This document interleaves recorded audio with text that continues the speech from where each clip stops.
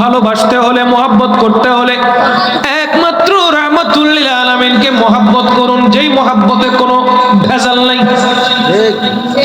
যে মোহাব্বতে কোনো ভেজাল, ওই রকম মোহাব্বত করুন। মোহাব্বত করতে পারলে দুনিয়াতেও পুরস্কৃত হবেন, কবরেও পুরস্কৃত হবেন, কাল ময়দানে মেশরেও পুরস্কৃত হবেন।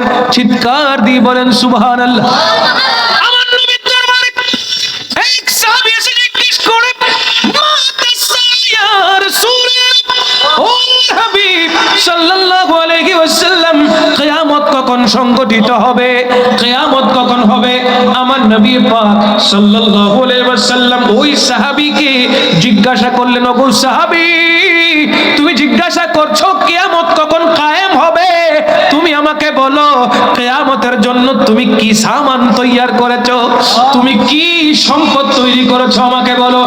রাসূল আরবি সাল্লাল্লাহু আলাইহি ওয়াসাল্লামের কথার জবাবে ওই সাহাবী চোখের পানি ছেড়ে দিয়ে বলে, ইয়া রাসূলুল্লাহ, ইয়া হাবিবাল্লাহ, আমার তেমন কোনো আমল নাই, তবে হ্যাঁ একটি আমল আমার কাছে আছে।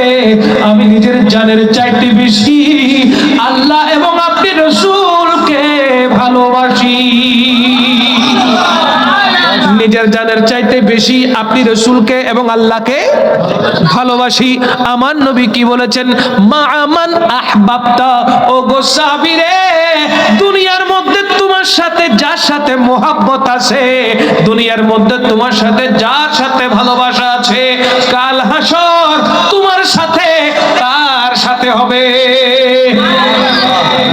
দুনিয়াতে তুমি যাকে ভালোবেসেছো, যার সাথে তোমার সম্পর্ক মোহাব্বতে, কাল হাসরের ময়দানে তার সাথেই তোমার হাসর নসর হবে।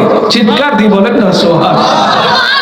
নবীকে ভালোবাসলে কাল হাসরের ময়দানে আমার নবী পাক সাল্লাল্লাহু আলাইহি ওয়াসাল্লামের সাথে যদি থাকার সুযোগ থাকে, তাহলে এই জানটা নবীর প্রেমে কোরবান করতে তো আমাদের আফসোস করার বিষয় নয়, ঠিক কিনা? যতক্ষণ থাকবো নবীর প্রেমের মধ্যে বাসতে থাকবো, ঠিক কিনা? নবী পাক সাল্লাল্লাহু আলাইহি ওয়াসাল্লামকে মুহাব্বত করতে থাকবো, নবীজির শানে আঘাত আসে এমন কোনো কথা বলবো না।